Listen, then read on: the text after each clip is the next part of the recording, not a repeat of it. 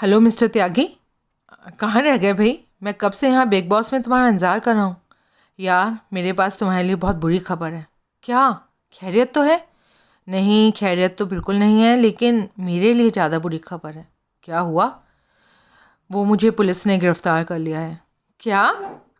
तुम्हारे साथ अपार्टमेंट पर अंसर प्लाजा ही आ रहा था कि आफत का मारा मैं रास्ते में एक जवान लड़की को लिफ्ट दे बैठा। रास्ते में वो मुझे लिफ्ट देने की कोशिश करने लगी। मैंने भाव नहीं दिया और गाड़ी रोककर नीचे उतारने की कोशिश की तो चिल्लाने लगी। इत्तेफाक से उसी समय पुलिस की एक गश्ती गाड़ी वहाँ से गुजर रही थी।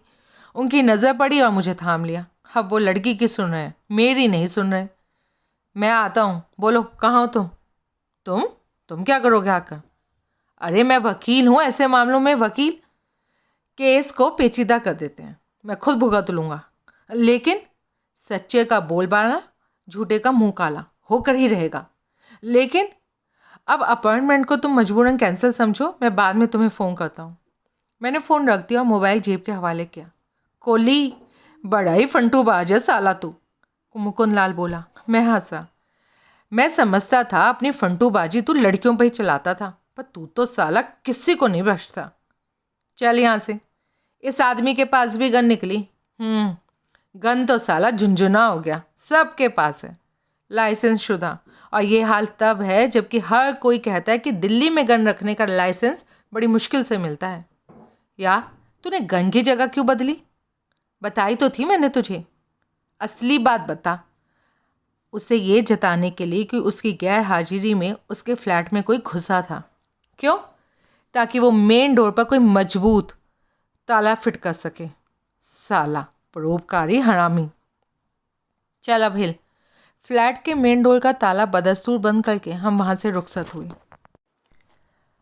आधी रात के करीब मैं अब्बा पहुँचा। मैं वहाँ का पुराना और रेगुलर पैटर्न था, इसलिए मुझे मालूम था कि वहाँ की रौनक और रंगीनी अपनी चरम सीमा पर आधी रात के करीब ही पहुँचती थी। कभी अब्बा एक 3-in-1 disco cabaret joint night club जगह होती थी और उसकी 50% की पार्टनर तौबा शिकन हुस्न की मालिक सिल्विया ग्रेको की मेहरबानी से मैं वहाँ का खास मेहमान होता था। अब जॉन पी अलेक्जेंडर नाम का एक लोकल गैंगस्टर अब्बा का सोल प्रोपराइटर था। वहाँ अब चोरी छुपे जुआ भी होने लगा था, जिसकी वजह से वो जगह 4-in-1 बन गई थी। लेकिन courtesy present proprietor US truly अभी भी वहाँ का खास मेहमान था। जुआ घर अब्बा की पहली मंजिल पर था, जहाँ की कभी सिल्विया का बैले डांसर होता था और जहाँ सिल्विया का बेडरूम होता था, वहाँ अब अलेक्जेंडर का हॉल की टीवी स्कैनिंग वाला ऑफिस था। कोई टाइम था जब सिल्विया सिर्फ मेरे लिए नाचती थी और बेडरूम में दाखिला सिर्फ मुझे हासिल होता था, लेकिन वो किस्सा फिर कभी। मैं बार पर पहुंचा। बारमैन ने मेरी तरफ देखा। शी वाज रिगाल, मैंने बोला, with half soda half water. उसने मुझे ड्रिंक सर्व किया। और थॉमस? मैंने नया ऑर्डर जारी किया। बारमैन की भवें उठी। नए हो? नहीं। फिर भी थॉमस को नहीं जानते? मैं तो मैनेजर साहब को जानता हूँ। मैं आपकी बाबत सोच रहा था। जब मैं यहाँ पहुँचा था तो तुमने मुझे सल्यूट मारा था? नहीं। ज़बानी सलाम बोला था? नहीं। किसी और तरीके से विश किया था?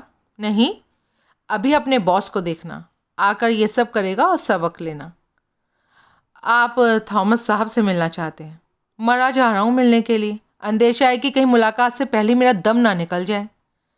बारमैन ने हाथ के इशारे से एक वेटर को करीब बुलाया और बार काउंटर पर से उसकी तरफ झुककर फुसफुसा कर कुछ कहा। सहमति में सर हिलाता वेटर चला गया। पीछे बारमैन ने मेरे सामने पीनट्स का एक बाउल रखा। आप थॉमस साहब के फ्रेंड हैं? हाँ, लेकिन जिगरी मैं अलेक्जेंडर साहब का हूँ। अलेक्जेंडर के जिक्र पर उसकी आंखें फैल गईं। फिर भी मैं आपको नहीं जानता, वो मंत्र मुग्ध भाव से बोला। तभी तो पूछा, नए हो?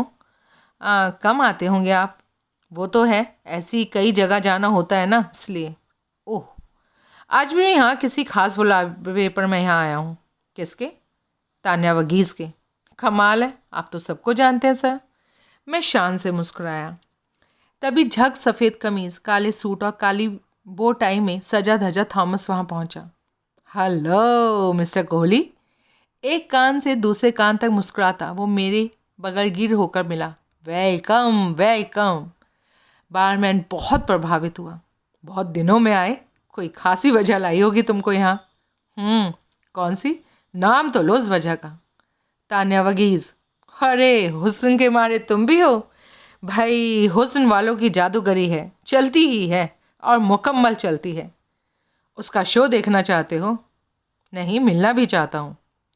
फिर तो मुझे तुम्हारे लिए ख़ास टेबल का इंतज़ाम करना होगा, डांस फ्लोर के साथ कहीं। आओ। मैं स्टूल पर से उतरा। मैंने गिलास की तरफ हाथ बढ़ाया। ड्रिंक यहीं छोड़ो, वेटर लेकर आएगा। सहमति में सर हिलाता मैं उसके साथ हो लिया। How is big boss? रास्ते में मैंने पूछा। Fine, on top of the world, only yesterday open a new girl. Lucky dog, he sure is. अंग्रेज़ों की भी क्या शान थी, जो काले अंग्रेज़ों को सिखा कर गए कि किसी को कुत्ता कहना उसकी तारीफ़ करना होता था।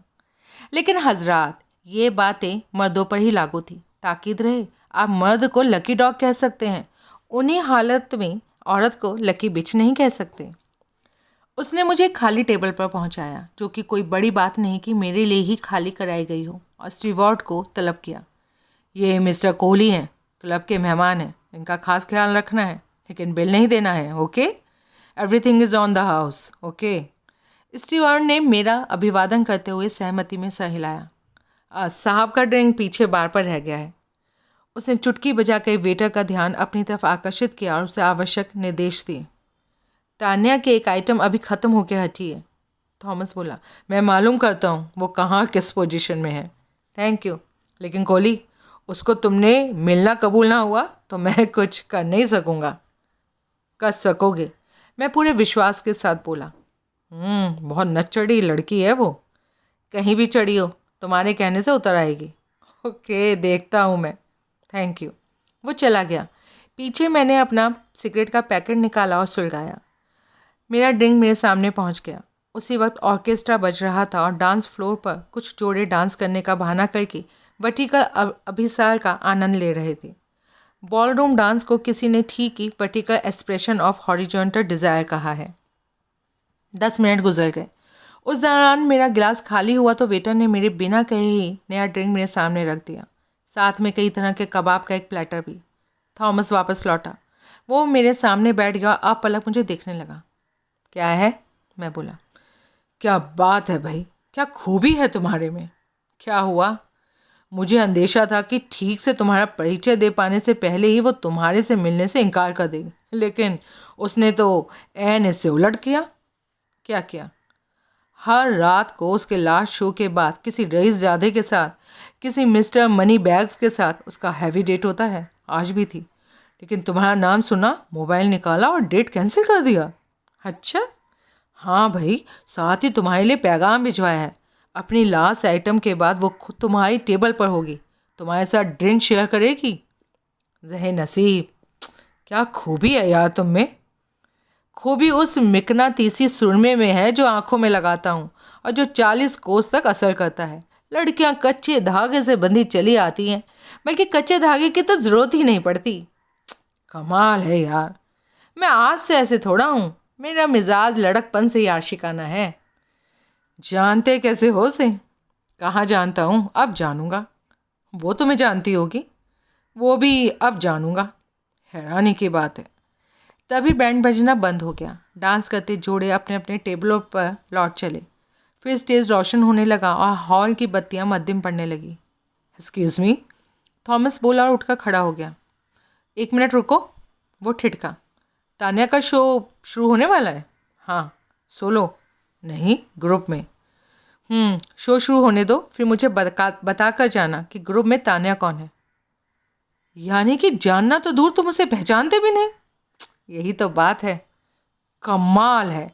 तान्या को पहचानना आसान है। जो ग्रुप की स्टार अट्रैक्शन लगे वो तान्या। जिसके जिस्म पर सबसे कम कपड़े हों वो तान्या। जो पूरे शो के दौरान स्पॉटलाइट के दायरे में रहे वो तान्या। Thank you. वो चला गया। मैंने स्टेज की तरफ तवज्जो दी। बैंड बजना शुरू हो चुका था। फिर ड्रम्स के रोल के साथ बिजलियों से संचालित शनील का लाल पर्दा उठा और शो शुरू हुआ। थॉमस की हिदायत के मुताबिक मैंने तान्या को पहचान तो महसूस किया, लेकिन 2 खूबियों का जिक्र करना थॉमस भूल गया था। ग्रुप में वो सबसे लंबी थी और सबसे हसीन थी। उसने स्पष्टतः मेरी तरफ चुंबन उछाला। ज़रूर वो घटना अप्रत्याशित थी, क्योंकि तमाम सर घूम कर देखने लगे थे कि वो खास खिदमत किसके लिए हुई थी। सुधीर कोहली, मैंने खुद अपनी पीठ थपथपाई। The lucky bastard. उस रोज़ वो शो जैसे खास मेरे लिए हुआ। फिर स्पॉटलाइट गायब हो गई। ड्रम्स के फाइनल रोल के साथ पर्दा गिरने लगा और हॉल की बत्तियां मध्यम होकर तेज़ होने लगी। मैं संभल कर बैठ गया। आखिरकार वो मेरी टेबल पर पहुंची। लोगों की ईर्ष्या भरी निगाहें मेरे पर पड़ने लगी और अभिमान से मेरी छाती फूलने लगी। मैंने उठकर उसका स्वागत किया। उस घड़ी वो सिंपल स्कर्ट ब्लाउज पहनी थी और बालों को रेशमी रुमाल से बांधी थी, लेकिन उसकी सिंप्लिसिटी भी कहर ढाल रही थी। उसका सांचे में ढला जिस्म ज़्यादातर मैं स्टेज पर उसकी परफॉर्मेंस के दौरान देख चुका था, लेकिन ढकी हुई वो कहीं ज़्यादा सेक्सी लग रही थी। वो बैठ गई तो मैं भी उसके सामने बैठा। क्या पियोगी? मैं बोला। वेटर को मालूम है, खनकती आवाज़ में वो बोली। तत्काल वेटर ने एक बलून ग्लास में पता नहीं उसे क्या सर्व किया और मेरा ड्रिंक रिपीट किया। Cheers, cheers for your eternal beauty. Thank you. हमने अपने अपने ड्रिंक्स लिए। तुम क्या पी रहे हो? उसने एकाएक पूछा। मैं शिवाज रिगाल। जिंदगी में अच्छी तरक्की की जान पड़ती है। कैसे जाना? शिवाज रिगाल पीना, अब्बा में आना अफोर्ड कर सकते हो तो वो क्या है? मेरे लिए यहाँ सब कुछ ऑन द हाउस है। ऐसा? हाँ, यहाँ का मौजूदा मालिक जॉन पी अलेक्जेंडर मेरा फ्रेंड है। तो ये भी तो तरक्की की निशानी है। क्या करते हो? मैं प्राइवेट डिटेक्टिव हूँ। वो क्या होता है? मैंने बताया। काफ़ी पेइंग बिजनेस है। ठीक है। शादी कुछ साल पहले की थी, लेकिन क्या हुआ? तलाक? नहीं, बीवी का murder. Oh, that's too bad. आगे क्या इरादा है? किस बाबत? भाई शादी की बाबत। शादी बिच्छुओं से भरे झोले में से उम्मीद से हाथ डालने के समान होती है कि जब हाथ बाहर निकलेगा तो उसमें तितली होगी। उफ, बहुत खतरनाक बातें करते हो। पिछली बार क्या हाथ लगाया था, बिच्छू या तितली? लंबी कहानी है। फिर भी मेरे बारे में इतने सवाल। अच्छी पर्सनालिटी निकाली है तुमने। बड़े हैंडसम लग रहे हो, फिल्म स्टार्स जैसे या फैशन मॉडल्स जैसे, किसी भी नौजवान लड़की की ख्वाहिश जैसे। अच्छा। कोई में तुम शामिल नहीं हो? हूँ ना, तभी तो पूछा। उसकी बातें मुझे उलझन में डाल रही थी। या तो वो मुझे कोई और समझ रही थी या खिस रही थी, लेकिन फ़िलहाल मैंने उसे टोकना मुनासिब नहीं समझा। तो अब क्या करोगी? मैंने विनोदपूर्ण स्वर में पूछा। ख्वाहिश पूरी करूँगी। इस अभियान में मैं शामिल हूँ? अरे बुद्धू बाबू, तुम्हारे बिना तो अभियान ही नहीं है। कमाल है। मैं ड्रिंक और लूँगी। मैंने वेटर को इशारा किया। उसने तत्काल उसका पैक रिपीट किया। इस ड्रिंक के बाद हम यहाँ से चल रहे हैं, समझ लो 5 मिनट में। कहाँ? खाना खाने।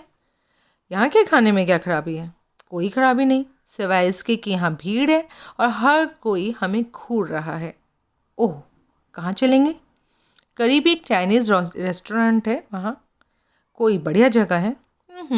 मामूली ढाबे जैसी, लेकिन खाना बढ़िया। 1 बज चुका है, बंद तो नहीं हो गया होगा? नहीं हो गया होगा, हो भी गया होगा तो खुल जाएगा। चले। हमने गिलास खाली किए और वहाँ से रुखसत हुई। रास्ते में एक वेटर ने उसे एक जैकेट थमा दी, जो कि उसने चलते चलते पहन ली। अब्बा से निकलकर मैं फुटपाथ पर उसके साथ चलने लगा।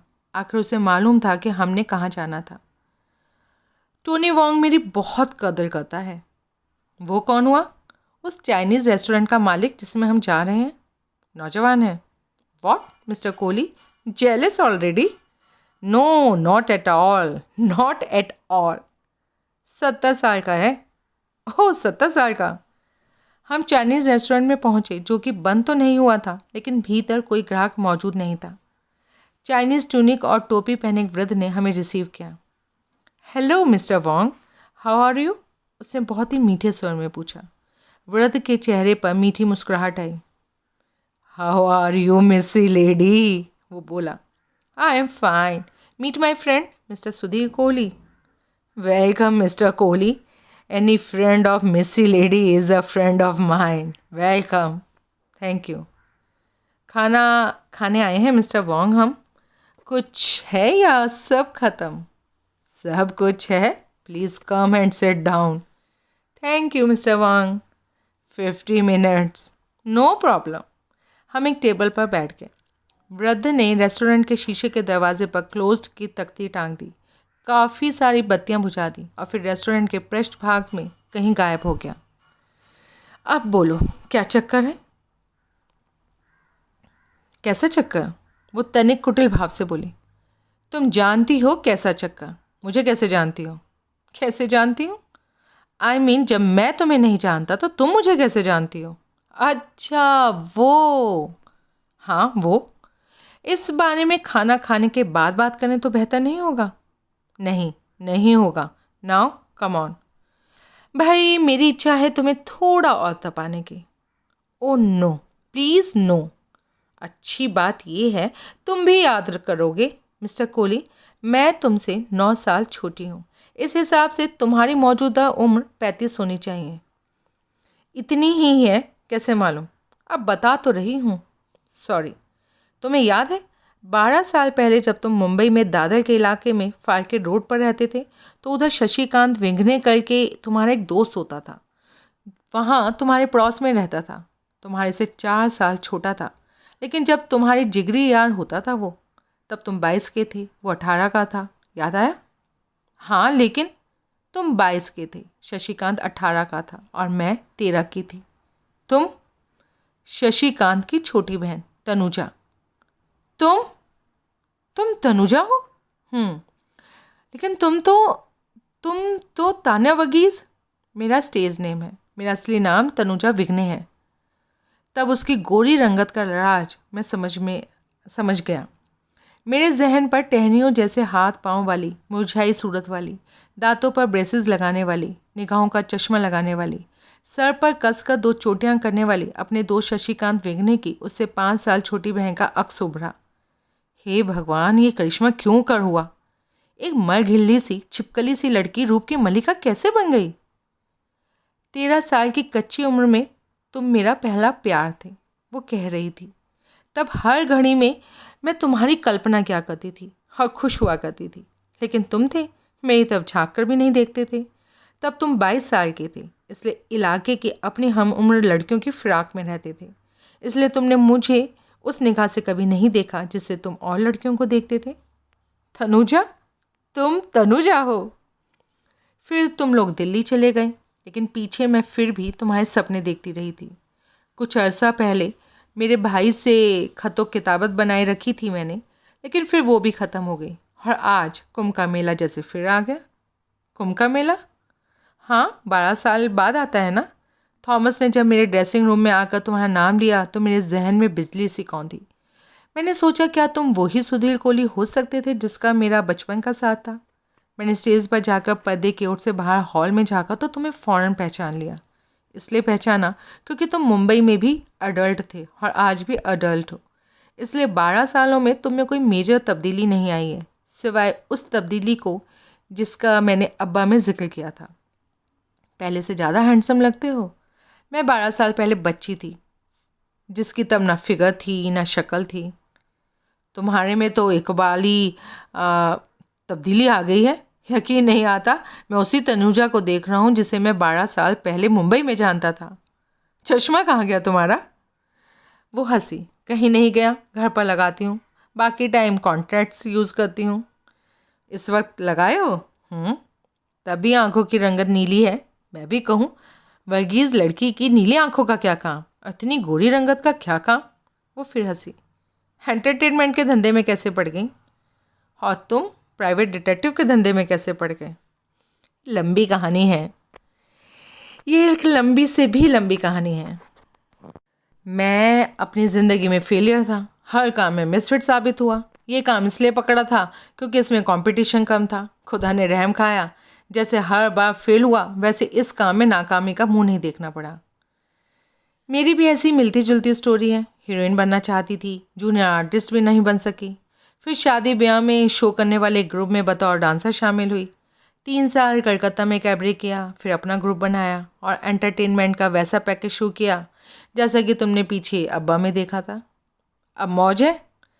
मौज से पता नहीं तुम्हारा क्या मतलब है, अलबत्ता रुपए पैसों का और कदरदानों का तो तोड़ा नहीं सताता मुझे। अब्बा मैं कब से हूँ?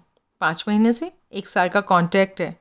उसके बाद नया शो, नया कॉन्ट्रैक्ट। तो मैं कहते संकोच होता है, लेकिन जब तक रूप है, जब तक जवानी है, तब तक इस धंधे में काम का कोई घाटा नहीं, मेहरबानों का कोई घाटा नहीं, पलकों पर बिठाने को मरे जा रहे कदरदानों का कोई घाटा नहीं। कदरदान मेहरबान आंखों में दिल रख कर मेरा शो देखते हैं और हथेली पर पर्स रख कर मेरे रूबरू होते हैं। लोग जैसे कि सुबीर निगम। उसने सक पकाकर मेरी तरफ देखा। उसका जिक्र किस लिए?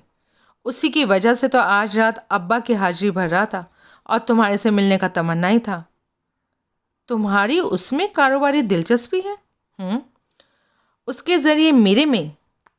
हाँ। अब्बा में तुम्हें बॉम्बे बॉम्बशेल तान्या वर्गीज़ की कशिश खींच कर नहीं लाई, तुम्हारे प्राइवेट डिटेक्टिव का कारोबार खींच कर लाया। सच पूछो तो हाँ। उसने एक गहरी सांस ली। मैं चेहरे पर खेदपूर्ण मुस्कुराहट लिए उसे देखता रहा। सुधीर निगम की क्या बात है? फिर वो बोली, मैं एक निहायत पेचीदा केस पर काम कर रहा हूँ। उस केस के कई पहलू मेरे सामने हैं। उन्हीं में से एक का नाम सुबीर निगम है। उसने कोई क्राइम किया है? अभी तो ऐसा कोई जाहिर नहीं। किसी क्राइम में हिस्सेदारी की है? हो सकता है की हो, लेकिन खबर नहीं। मेरा उससे कोई वास्ता नहीं। वो तुम्हारे उन कदरदानों मेहरबानों में से नहीं जो आंखों में दिल रखकर और हथेली पर पर्स रखकर पेश होते हों? नहीं। जानती तो हो ना उसे? हाँ, खूब जानती हूँ। कैसे? 2.5 साल पहले वास्ता पड़ा था। सिर्फ वास्ता पड़ा था या अपनी फैन क्लब की मेंबरशिप दी थी? टेम्परेरी। मतलब 5-6 महीने मैंने उसे झेला था। उसकी मनमानी भी चल जाने दी थी, क्योंकि मेरे पर उसका एक एहसान था। एहसान? हाँ, उसने मेरा एक बहुत बड़ा काम करके दिखाया था। क्या? उन दिनों गुड़गांव के एक होटल में मेरा कॉन्ट्रैक्ट था, जबकि मेरे लेट नाइट शो के दौरान पुलिस की रेड पड़ गई थी। रेड ऐसी पड़ती नहीं क्योंकि ऐसे होटल वालों के या तो बड़े पॉलिटिकल कॉन्ट्रैक्ट्स होते हैं या उन्होंने खुद पुलिस को फिट किया होता है। होटल वालों से पुलिस के मामले में पता नहीं क्या कोताही हुई कि ज़बरदस्त रेड पड़ी। मैं गिरफ्तार हो गई। तब अपने किसी वेल विशर की राय पर मैंने यहाँ के नामी वकील अपूर्व सेनगुप्ता से कांटेक्ट किया। तब वकील ने अपने जिस इन्वेस्टिगेटर को मेरे पास भेजा वो सुबीर निगम था। उसने पता नहीं क्या जादू का डंडा फिराया कि मुझे रिहा भी करा दिया और मेरे खिलाफ जो चार्ज थे वो भी ड्रॉप करा दिए। मैं उससे बहुत खुश हुई। मैंने उसे खुश कर दिया। वो और खुश होने की ख्वाहिश करने लगा। मैंने और कर दिया। वो और भी खुश होने के लिए मचलने लगा। मैंने और खुश कर दिया। वो खुशी में गोते लगाने की ज़िद करने लगा तो मैंने दरवाज़ा दिखा दिया। उसने देख लिया। और क्या करता? उसने ज़िद नहीं रखी होगी, लेकिन एक तरफा ज़िद तो नहीं चलती ना। वो जिद चलाने के लिए पर्स भी तो दमदार होना चाहिए। वो उसका कहाँ था? कहाँ से होता? फिर भी समझदार आदमी था। हालात का जो तकाजा था उसको समझ लिया, वरना जिद करके रोने लगता, जान देने की धमकियाँ देता। पर झोली भर के जाऊँगा या मल के जाऊँगा स्टाइल, यू नो। यस। फिर भी वक्ती करीबी ताल्लुकात क्या बिल्कुल ही ख़त्म हो गए? बिल्कुल तो नहीं ख़त्म हुए। नयनसो कभी लाशी बन के कभी कभार आ जाता था और एक बार ऐन ऐसे आया तो निहायत बेहुदा जिद करने लगा था। क्या? मेरे ऑटोग्राफ न्यूड का तस्वीर चाहता था। क्या करता उसका? सपने लेता। प्यार के वो पल छिन याद करता जिन्हें वो मुट्ठी में दबोच कर न रख सका। दी तुमने? अपने कलकत्ता वाले टाइम के कुछ पब्लिसिटी फ़ोटोग्राफ मेरे पास थे। फुल न्यूड तो नहीं कह सकते, लेकिन नियर न्यूड थे। उनमें से एक पर मैंने डियर सुबीर निगम को चुंबनों की बौछार के साथ लिख कर साइन करके दे दिया। वो राजी हो गया। ना राजी होता तो क्या करता? ठीक, दुनियादारी के लिहाज से वो तुम्हें कैसा आदमी लगा था? अच्छा, स्ट्रेट। मेरे पर ईमान ख़राब किया, इस बात को नज़रअंदाज करूं तो भी ईमानदार। तभी एक बड़ी सी ट्रे उठाए व्रत टोनी वांग पहुंचा और गुफ्तगू का वो दौर ख़त्म हो गया। हमने खामोशी से निहायत उम्दा खाना खाया। ऐसा खाना वो ही बना सकता था, बनाते वक्त जिसका दिल भी फ्राइंग पैन में हो। खाने के बाद मैंने रुखसत होने की इजाज़त चाहिए तो वो ना मिल सकी। अभी एक आइटम बाकी है, वो बोला। मेरी भवें उठी। वो बड़े मादक मुस्कान में मुस्कुराई। कौन सी? जो ख्वाहिश से ताल्लुक़ रखती है। याद आया कुछ? आया तो सही। फिर सोचो, अभी कैसे जा सकते हो?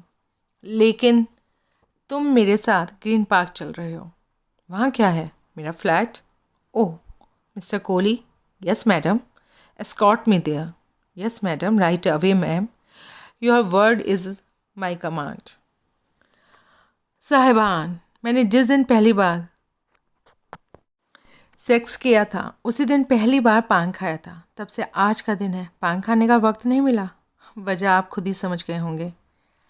अगली सुबह 11 बजे के करीब में झंडेवालान कपिल मकवाना के ऑफिस में पहुंचा और उसकी सेक्रेटरी अदिति दत्ता से मिला। हेलो।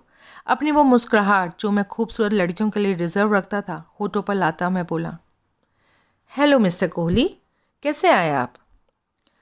अब मैं सच बोलूँगा तो आप बुरा मान जाएंगे। नहीं मानूंगी, आपकी सुंदरता का रसपान करने आया। मैंने कहा था ना कि आप सच बोलेंगे तो बुरा नहीं मानूंगी, झूठ बोलेंगे तो। झूठ सच की काफ़ी तीखी पहचान है आपको। है तो सही, अब बोलिए कैसे आए? आपके बॉस ने मुझे काम सौंपा है, उसको अंजाम देने आया। कैसा काम? बॉस की चेकबुक निकालिए, 2 लाख रुपए का चेक बनाइए।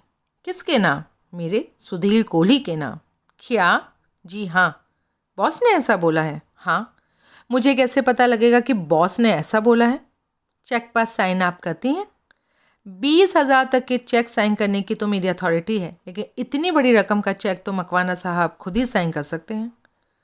उनके साइन बिना चेक की कोई कीमत होगी? नहीं। तो हुज्जत कैसी? वो खामोश रही। तुम उस अथॉरिटी लेटर को भूल रही हो जो पिछले सोमवार मैंने तुम्हें दिखाया था, जिसमें तुम्हारे बॉस का खास हुक्म दर्ज था कि ऑफिस का स्टाफ मुझे पूरा सहयोग दे।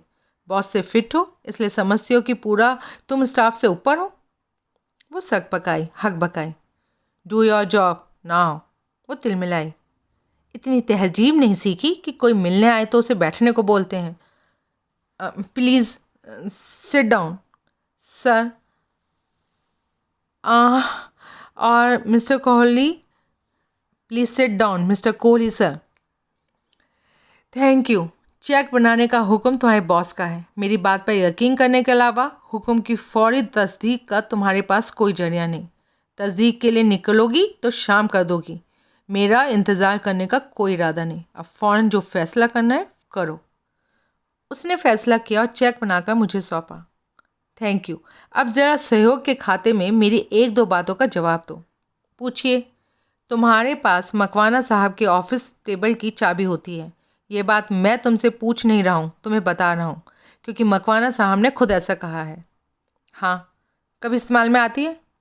आती है। अक्सर? अक्सर तो नहीं, कभी कभार। किस वजह से? मकवाना साहब बाहर से फ़ोन करते हैं कि दराज खोलकर फ़लाँ चीज़ निकाल कर किसी को सौंप दी जाए या फ़लाँ कागज़ निकाल कर उसकी तहरीर उन्हें फ़ोन पर पढ़कर सुनाई जाए। इन सब के लिए ऐसी नौबत आखिरी बार कब आई थी?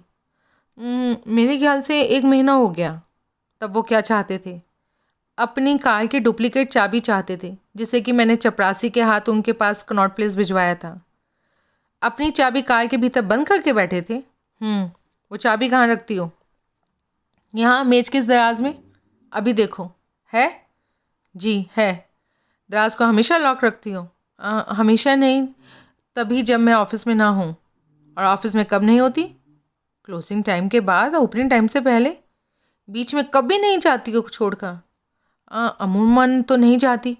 ऑफिस से बाहर नहीं जाती हो? यहाँ से उठ के कभी नहीं जाती? अरे वो तो जाना ही पड़ता है। कहाँ? लॉ लाइब्रेरी में, रिसेप्शन पर, किसी को रिसीव करने, किसी स्टाफ मेंबर के पास, टॉयलेट में, कहीं भी। तब पीछे दरवाज़ा को लॉक करके जाती हो? उसने हिचकिचाते हुए इनकार में सर हिलाया। ये सबको पता है कि साहब की ऑफिस टेबल की चाबी तुम्हारे पास होती है? मेरे ख्याल से हाँ। तुम्हारे ख्याल से? मतलब मेरा मतलब है पता ही होगा। तुम्हारे पास ऑफिस के मेन डोर की भी चाबी है? हाँ। क्यों? क्योंकि कई बार छुट्टी के दिन भी आना पड़ता है, तब ऑफिस खुद ही खोलना पड़ता है, इसलिए। लिहाजा साहब की रिवॉल्वर की चोरी के लिए जिन 2 चाबियों की ज़रूरत थी वो दोनों तुम्हारे पास हैं। क्या मतलब है आपका? रिवॉल्वर आगे किसको सौंपी तुमने? That's enough. क्रोध से कांपती वो उठकर खड़ी हो गई। सहयोग के नाम पर मैंने आपको बहुत झेल लिया। मुझे चोर ठहराने की गरज से अब अगर आपने एक लफ्ज़ भी जुबान से निकाला ना तो क्या? मैं आपका मुंह नोच लूँगी। मैं उठकर खड़ा हो गया। I will talk to your boss about this. You talk to anybody about anything, I don't care. अब जाइए यहाँ से, वरना। क्या वरना? वरना मैं चाहती हूँ। कहाँ? जहन्नुम में। नहीं नहीं, तुम कहाँ जाओगी इतनी गर्मी में, मैं ही चला जाता हूँ। वो खामोश रही। Nothing personal honey, all in life all business, और you can say all in line of business for the welfare of your own boss, no? उसने जवाब नहीं दिया। लंच पर मेरी राजीव त्यागी से मुलाकात हुई, वो मुलाकात जो कल नहीं हो सकी थी, उसी जगह पर जहाँ की कल होनी निर्धारित हुई थी, अंसल प्लाजा के बिग बॉस बार कम रेस्टोरेंट में। वहाँ आपसी मशवरे के बाद हमने बियर का ऑर्डर दिया। जो सर्व हुई तो हमने जाम टकरा कर चीयर्स बोला। कल मुलाकात नहीं हो सकी, सॉरी। मैंने नकली खेद प्रकट किया। इसका मुझे अफसोस है। कोई बात नहीं, तुम्हें यहाँ इंतज़ार करना पड़ा। कोई बात नहीं, छुट्टी का दिन था और तो कोई काम था नहीं, इसलिए समझो इंतज़ार कर लिया। फिर भी छोड़ो, अपनी सुनाओ, पुलिस से कैसे पीछा छूटा? पुलिस पीछा? अरे कल तुम्हें पुलिस ने गिरफ्तार कर लिया था ना, किसी लड़की के चक्कर में जिसे तुम लिफ्ट दे बैठे थे और जो। अच्छा वो, अरे यार मुश्किल से छूटा। पुलिस वालों ने तो पैसे लेकर ही जान छोड़ी। कितने? 5,000 मांगते थे, 2,000 में निमट गया। मैं आ जाता ना, एक पैसा नहीं देना पड़ता, सरकारी वकील हूँ आखिर। अब छोड़ो वो किस्सा, पैसे का क्या है, कमा लेंगे। इतना क्या कम है, हवालात में बंद नहीं होना पड़ा, इज्जत का जनाजा ना निकला। तुम कुछ ज़्यादा ही शरीफ हो। मैं शरीफ? वो भी ज़्यादा ही। वरना तुम पुलिस पर अपने प्राइवेट डिटेक्टिव होने का ही काफ़ी रौब गाड़ सकते थे। छोड़ो उस बात को। तुम बताओ, तुम मुझसे क्यों मिलना चाहते थे? भाई मकवाना साहब ने तुम्हें पीडी एंगेज किया है। आगे केस में बतौर सरकारी वकील अग्रवाल साहब की जगह मैं लेने वाला हूँ, इसलिए सोचा कोई बातचीत हो जाए। अच्छा सोचा। केस में कोई तरक्की की? नहीं, अभी तो मैं धक्के ही खा रहा हूँ। फिर भी ये निशान मिलता है कातिल का, मगर कातिल नहीं मिलता। कुछ कर सकोगे? मौजूदा हालात में तो कहना मुहाल है। ना तो कहीं से कोई कार आमद क्लू हासिल हो रहा है और ना कोई मदद हासिल हो रही है। मैं तो दूसरे पाले का आदमी हूँ, इसलिए मुझे नहीं कहना चाहिए, लेकिन फिर भी कहता हूँ, मेरी मदद से तुम्हारा या मकवाना साहब का कुछ संवरता हो तो बोलो। ऐसे तो कुछ कहना मुहाल है। वैसे रूटीन के तौर पर एक आध सवाल मेरे जहन में है, जो कहो तो पूछ लूँ? हाँ बिल्कुल पूछो। मैंने सुना है तुम और सुबीर निगम एक दूसरे के पुराने वाकिफ़ हो। हाँ ठीक सुना है। कभी दुबई में एक शिपिंग कंपनी के लीगल एडवाइज़र के तौर पर इकट्ठे नौकरी करते थे। कैसे मालूम? I am a detective, remember? हाँ फिर भी कॉमन वाकिफ़दारों से पूछताछ में ऐसी कुछ बातें पता चल जाती हैं। कोई ना कोई कुछ ना कुछ तो बोल ही जाता है। ये कोई बड़ी बात नहीं। जो बातें टॉप सीक्रेट समझी जाती हैं उनके जिक्र निकल पड़ते हैं। इसमें तो कोई गोपनीयता वाली बात भी नहीं थी कि तुम दोनों दुबई में इकट्ठे नौकरी करते थे। हाँ ये बात तो सही है। फिर जवाब दो। हाँ करते थे। लीगल एडवाइज़र की? हाँ। सुबीर निगम तो सुना है वकील नहीं है। हाँ वकालत तो पढ़ी है उसने। फिर प्रैक्टिस क्यों नहीं करी? क्योंकि डिग्री हासिल नहीं कर सका। एक बार फेल हो गया, दोबारा पास होने की कोशिश नहीं की। तो उसे दुबई में लीगल एडवाइज़र वाली नौकरी कैसे मिल गई? उसने तुरंत जवाब नहीं दिया। ओह कम ऑन यार, झूठ बोल के किसी और का सर्टिफिकेट पेश कर दिया था और उसी का नाम जो कि डिग्री पर दर्ज था रख लिया था। परदेश की नौकरी थी, इसलिए धोखा चल गया था। ऐसा धोखा यहाँ नहीं चल सकता था। यहाँ कैसे चल सकता था? प्रैक्टिस के लिए बार काउंसिल का मेंबर होना पड़ता है, जो कि दूसरे की डिग्री के दम पर नहीं हुआ जा सकता। सर्विस के लिए 2 कैरेक्टर रेफरेंस पेश करने पड़ते हैं। इसलिए वो वकील नहीं, वकील का इन्वेस्टिगेटर बना, लैगमैन बना। जो उसने लॉ की पढ़ाई ना भी की होती तो बन सकता था। हाँ इन्वेस्टिगेटर बड़ा फैंसी नाम है। असल में ऑफिस असिस्टेंट समझो, जनरल हैंडीमैन समझो, एडवोकेट का पीर बावर्ची मिष्टी खर सब समझो। हाँ जैसे तंबू कनात वालों के लिए मैरिज कोऑर्डिनेटर, वेडिंग प्लानर, बड़ा फैंसी नाम है।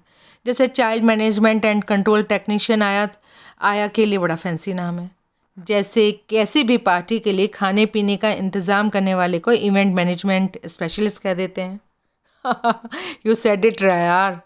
इस लिहाज से तो कोई इम्पॉर्टेंट जॉब तो नहीं हुई, अपॉइंटमेंट भी नहीं हुई। समझ लो कि अपने दायरे में लिमिटेड इम्पोर्टेंस वाली जॉब है। जिसमें उसकी लॉ की नॉलेज भी काम आ जाती होगी। हाँ कभी कभार, हमेशा नहीं। ऐसी जॉब का भविष्य क्या है? उसमें तरक्की की क्या गुंजाइश है? कोई ख़ास नहीं। तुम्हारे मुकाबले में? यार मैं वकील हूँ, बार काउंसिल का मेंबर हूँ, पब्लिक प्रोसिक्यूटर के सरकारी पैनल पर हूँ। मेरे में तो अंतहीन संभावना है। तकदीर साथ दे तो किसी दिन मैं बहुत बड़ा वकील बन सकता हूँ। जुडिशरी का रुख करूँ तो मजिस्ट्रेट बन सकता हूँ, जज बन सकता हूँ। जबकि निगम एडवोकेट के ऑफिस में इन्वेस्टिगेटर है तो वहाँ रहेगा तो 5 साल बाद भी यहीं होगा, 10 साल बाद भी यहीं होगा। हाँ, बड़ी हद ये होगा कि किसी और बड़े वकील के पास चला जाएगा तो तनख्वाह बढ़ जाएगी, लेकिन रहेगा तो इन्वेस्टिगेटर ही। हाँ, ये बात तो है। लॉ ऑफिस का ऐसा हेड क्लर्क जिसे फील्ड वर्क भी करना पड़े, या समझो कि फील्ड वर्क ही करना पड़े। मौजूदा कमाई कैसी है उसकी? भाई, जब एडवोकेट सेन गुप्ता के पास था तब का तो मुझे पता है। उसे वहाँ शायद 18 या 20 हज़ार रुपये माहाना मिलते था। अब नई जगह पर मकवाना साहब के यहाँ कुछ तो बढ़ोतरी हुई होगी। मेरे ख्याल से 22-23 तो मिलता ही होगा। अकेले आदमी के लिए कमाई कोई कम नहीं।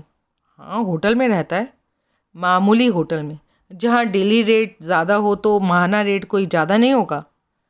तुम्हें ये सब कैसे मालूम? अंदाज़ा लगाया तभी तो वो रह रहा है ना वहाँ होटल में। छोटा मोटा किराए का फ्लैट तलाशता वरना। सुना है शौकीन है, शाह खर्च है। तो क्या करता होगा? जितना कमाता है सारा खर्च कर देता होगा, क्या फ़र्क पड़ता है। तभी वेटर करीब पहुंचा। त्यागी ने उसे और बियर लाने का ऑर्डर दिया। नई बोतल आने तक मैं सोचने लगा कि क्या उस घड़ी उससे उसके नताशा के लिखे प्रेम पत्रों का जिक्र करना ठीक होगा। मैंने उसके थोड़ा और झूम जाने का इंतज़ार करने का फ़ैसला किया। वैसे पता नहीं वो कितना आदी पियक्कड़ था, बियर पीकर कभी झूमता भी था या नहीं। मेरी वो जिज्ञासा उसने खुद ही हल कर दी। यार, कुछ मज़ा नहीं आ रहा, इजाज़त हो तो बियर को तड़का लगा लूँ। तड़का? अरे वोदका का। ओह प्लीज़ गो अहेड। तुम? मेरे को अभी ऐसे ही ठीक है, बाद में बोलूँगा। बोलना ज़रूर। हाँ। उसे वेटर को वापस बुलाकर एक लार्ज वोदका का ऑर्डर दिया। वेटर बियर और वोदका सर्व कर गया और एकाएक वो बोला, एक बात बताओ। मैंने सर उठाकर प्रश्न सूचक नेत्रों से उसकी ओर तरफ देखा। तुम मानते हो तुम्हारे लिए केस में करने धरने को कुछ नहीं रखा? हाँ यार, मैं मानता हूँ, बिल्कुल मानता हूँ। फिर मकवाना साहब ने तुम्हें रिटेन क्यों किया? वो इतने दाना वकील हैं, क्यों वो नहीं जानते कि केस में करने को कुछ नहीं रखा? तुम बताओ क्यों किया ऐसा? इस बात को झुठलाने के लिए किया कि उनके खिलाफ कोई ओपन एंड शट केस है, जबकि बराबर है। ये और कुछ नहीं, एक शातिर वकील का पुलिस को, प्रोसिक्यूशन को, कोर्ट को कंफ्यूज करने का तरीका है। तुम्हारी बातों से तो लगता है कि तुम्हें तो मकवाना साहब के गुनाहगार होने में कोई शक नहीं। अब क्या कहूँ, फिर भी मैं जवाब दूसरे तरीके से देता हूँ। अगर मैं मजिस्ट्रेट होता और केस मेरे कोर्ट में सुनवाई के लिए लगता ना, तो मैं मकवाना साहब को निसंकोच गुनाहगार करार देता। आई सी, ये निश्चित है कि उनके केस के कोर्ट में लगने पर पब्लिक प्रोसिक्यूटर तुम होंगे? हाँ।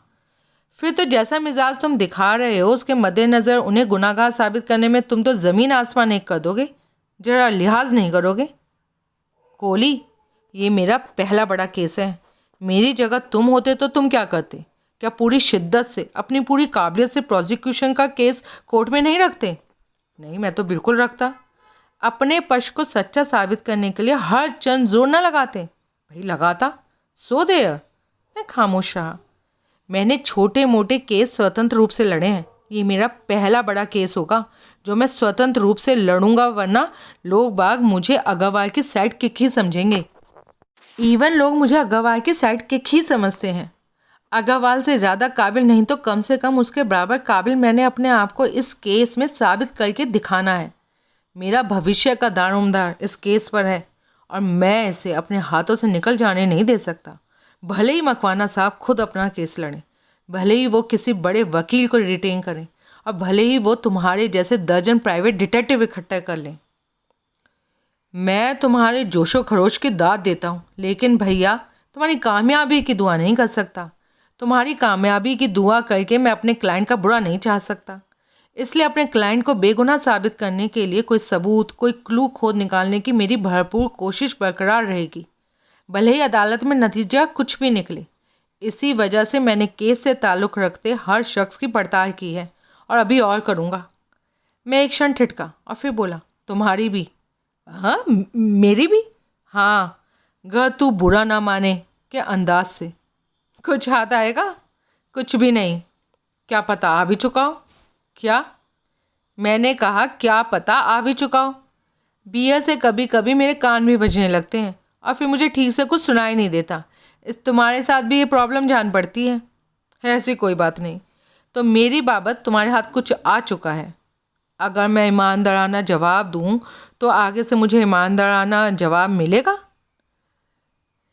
ईमानदाराना जवाब देने वाली तुम्हारी शक्ल लगती तो नहीं, लेकिन चलो फिर भी जो कहना चाहते हो कहो। क्या कहते हो? याद रखना, तुमने खुद अपनी ज़बानी कहा था कि तुम्हारी मदद से मेरा या मकवाना साहब का कुछ संवरता हो तो मैं बोलूं। हाँ याद है मुझे मालूम हुआ है कभी तुम्हारा नताशा खनाल से अफेयर था। तुम दोनों एक दूसरे पर फिदा थे। फिर कबाब में हड्डी की तरह अग्रवाल बीच में आ टपका और लड़की को ले उड़ा। इस बाबत क्या कहते हो? क्या कहूँ? क्या ये बात सच है? उसने उत्तर नहीं दिया। मैं डिटेक्टिव हूँ, मेरा काम है डिटेक्ट करना। जब मैंने इतना डिटेक्ट कर लिया तो आगे भी कर लूँगा। लेकिन फिर मुझे गिला होगा कि तुमने सहयोग की फर्जी भावना दिखाई। खोली, गड़े मुर्दे उखाड़ो मत उखाड़ो, मैं कहता हूँ तुमसे, नहीं तो वो बास मारेंगे। तो फिर छोड़ो ये रहा बात, ये किस्सा ही ख़त्म करो, कोई और बात करते हैं। नहीं, वो फिर कुछ भी नहीं बोला, खामोश रहा। अफेयर दो जनों में होता है। एक जने के मुंह फाड़ने से दूसरे के सेंटिमेंट्स हर्ट होने का अंदेशा होता है। नताशा इतनी सेंटिमेंटल लड़की नहीं है, दुनियादार वाली है, प्रैक्टिकल है। मुझे नहीं लगता उस अफेयर की बाबत तुम्हारे किसी कमेंट से उसे परवाह होगी। ठीक है, सुनो फिर। बात यह है, जब वो गोल मार्केट वाली वारदात हुई थी और उसका भाई अनिरुद्ध गिरफ्तार हुआ था, तब मेरी उससे पहली बार मुलाकात हुई थी। मैं पहली नज़र में ही उसका दीवाना बन गया था। फिर मुझे लगने लगा था कि उसके आगे मेरी दुनिया ख़त्म थी। उसे इन जज्बातों की कदर हुई ना। बदले में ऐसे ही जज्बात का इजहार करती थी। हाँ करती थी। फिर भी अग्रवाल के साथ हो ली। अग्रवाल उम्र में मुझसे बड़ा था, दुनियादारी में तजुर्बे में मेरे से आगे था। हो सकता है नताशा में उसमें वो खूबियाँ दिखी हों जो औरतें खाविंद में देखना चाहती हों और जो उसे मेरे में ना दिखाई दी हो। वाह, शहीदी जवाब है, सजावटी जवाब है। अग्रवाल का तजुर्बा दुनियादारी का नहीं, औरत खोरी का मशहूर था। लेडी किलर वो ऐसी नहीं कहलाता था। औरतों में उसकी कामयाबी का राज कोई इंग्रेडिएंट एक्स था जो उसकी पर्सनैलिटी में था, तुम्हारे में नहीं था। आशिकी के फील्ड का वो भले ही कितना बड़ा खिलाड़ी क्यों ना रहा हो, नैतिकता में, लोकाचार में उसका किरदार सड़े हुए अंडे जैसा था। ऐसा ना होता तो वो नताशा के पीछे ना पड़ा होता। उसे मालूम था तुम्हारा नताशा से सीरियस अफेयर था, फिर भी उसने भांजी मारी। ज़मीन से गिरा हुआ काम किया उसने। मैं गलत कह रहा हूँ? नहीं। अब मेरा सवाल ये है कि उसने तो जो किया सो किया, नताशा ने ऐसा क्यों किया? मेरे ख्याल से भाई की खातिर। तुम्हारे ख्याल से? अग्रवाल की माशूक बनने से भाई की क्या खातिर हुई? भाई बरी हो गया या उसकी सज़ा कम हुई? दोनों ही काम नहीं हुए। फिर